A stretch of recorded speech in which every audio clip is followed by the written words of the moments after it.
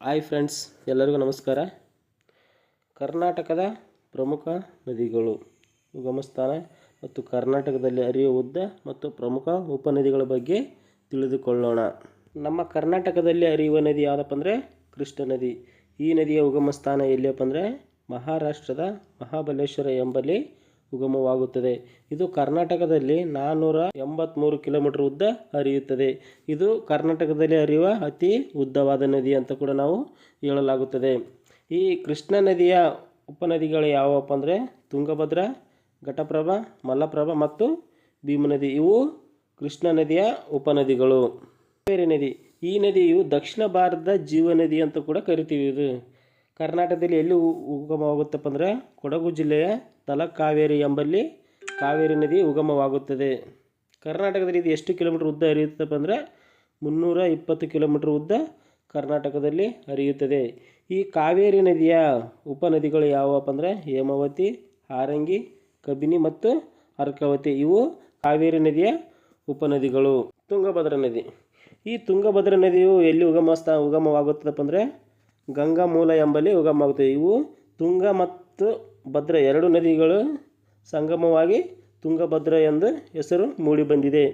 ಇವು ಕರ್ನಾಟಕದಲ್ಲಿ 381 ಕಿಲೋಮೀಟರ್ ಉದ್ದ ಹರಿಯುತ್ತದೆ.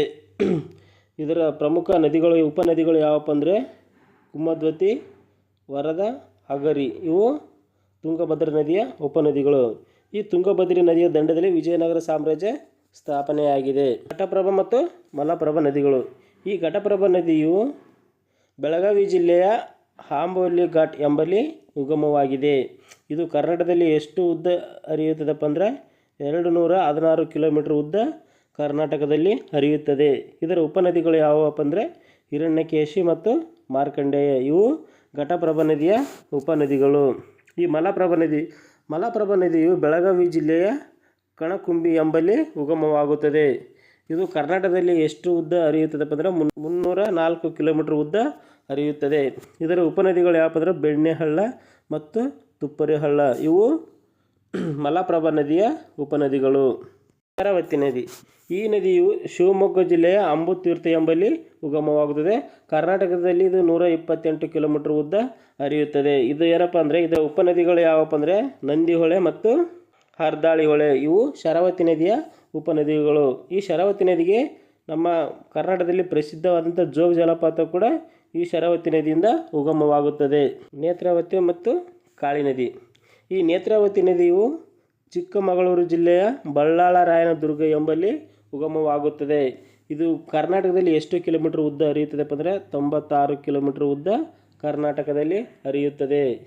ಈ ನೇತ್ರಾವತಿ ನದಿಯ ಉಪನದಿಗಳು ಯಾವುವು ಅಂದರೆ ಕುಮಾರಧಾರ ಮತ್ತು ಗುರುಪುರ. ಇವು ನೇತ್ರಾವತಿ ನದಿಯ ಪ್ರಮುಖ ಉಪನದಿಗಳಾಗಿವೆ.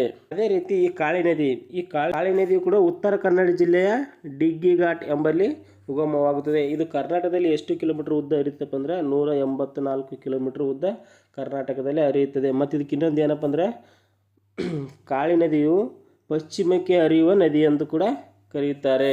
ಇದು ಕಾರವಾರದ ಬಳಿ ಅರಬ್ಬಿ ಸಮುದ್ರವನ್ನು ಸೇರುತ್ತದೆ. ಭೀಮಾ ಮತ್ತು ಪಾಲಾರ್ ನದಿಗಳು, ಈ ಭೀಮಾ ನದಿಯು ಮಹಾರಾಷ್ಟ್ರದ ಭೀಮಾಶಂಕರ ಎಂಬಲ್ಲಿ ಉಗಮವಾಗುತ್ತದೆ. ಇದು ಕರ್ನಾಟಕದಲ್ಲಿ ಎಷ್ಟು ಉದ್ದ ಹರಿಯುತ್ತದಪ್ಪ ಅಂದರೆ 298 ಕಿಲೋಮೀಟರ್ ಉದ್ದ ಕರ್ನಾಟಕದಲ್ಲಿ ಹರಿಯುತ್ತದೆ. ಈ ಭೀಮಾ ನದಿಯ ಪ್ರಮುಖ ಉಪನದಿಗಳು ಯಾವಪ್ಪ ಅಂದರೆ ಅಮರ್ಜಾ, ಬೆಣ್ಣೆತೋರ ಮತ್ತು ಕಾಗಿಣ. ಇವು ಭೀಮಾ ನದಿಯ ಉಪನದಿಗಳು. ಪಾಲಾರ್ ನದಿ, ಈ ಪಾಲಾರ್ ನದಿಯು ಚಿಕ್ಕಬಳ್ಳಾಪುರ ಜಿಲ್ಲೆಯ ನಂದಿದುರ್ಗ ಎಂಬಲ್ಲಿ ಉಗಮವಾಗುತ್ತದೆ. ಇದು ಏನಪ್ಪ ಅಂದರೆ ನಮ್ಮ ಕರ್ನಾಟಕದಲ್ಲಿ 93 ಕಿಲೋಮೀಟರ್ ಮಾತ್ರ ಹರಿಯುತ್ತದೆ. ಈ ಪಾಲಾರ್ ನದಿಯ ಉಪನದಿಗಳು ಯಾವಪ್ಪ ಅಂದರೆ ಚಯ್ಯಾರ್ ಮತ್ತು ಪನ್ನೈ. ಇವು ಪಾಲಾರ್ ನದಿಯ ಉಪನದಿಗಳಾಗಿವೆ. ಪರೀಕ್ಷೆಗೆ ಅತಿ ಮುಖ್ಯವಾದ ಅಂಶಗಳು ಇದರಲ್ಲಿ. ಅತಿ ಉದ್ದದ ನದಿ, ಕರ್ನಾಟಕದಲ್ಲಿ ಹರಿಯುವ ಅತಿ ಉದ್ದದ ನದಿ ಯಾವುದಪ್ಪ ಅಂದರೆ ಕೃಷ್ಣಾ ನದಿ. ಇದು ಎಷ್ಟಪ್ಪ ಅಂದರೆ ನಮ್ಮ ಕರ್ನಾಟಕದಲ್ಲಿ 483 ಕಿಲೋಮೀಟರ್ ಉದ್ದ ಹರಿಯುತ್ತದೆ. ಅದೇ ರೀತಿ ನಮ್ಮ ಕಾವೇರಿ ನದಿಗೆ ಏನಂತ ಕರೀತಾರಪ್ಪ ಅಂದರೆ ದಕ್ಷಿಣ ಗಂಗೆ ಎಂದು ಕರೆಯುತ್ತಾರೆ. ಜೋಗ ಜಲಪಾತ, ಶರಾವತಿ ನದಿಯಿಂದ ಪ್ರಸಿದ್ಧ ಜೋಗ ಜಲಪಾತ ಉಂಟಾಗುತ್ತದೆ. ಇದು ಉತ್ತರ ಕನ್ನಡ ಜೀವನಾಡಿ ಅಂತ ಯಾವ ನದಿ ಕರೀತಾರಪ್ಪ ಅಂದರೆ ಕಾಳಿ ನದಿ ಕರೀತಾರೆ. ಇದು ಎಲ್ಲಿ ಉಗಮವಾಗುತ್ತಪ್ಪ? ಉತ್ತರ ಕನ್ನಡ ಜಿಲ್ಲೆಯಲ್ಲಿ ಉಗಮವಾಗುತ್ತದೆ.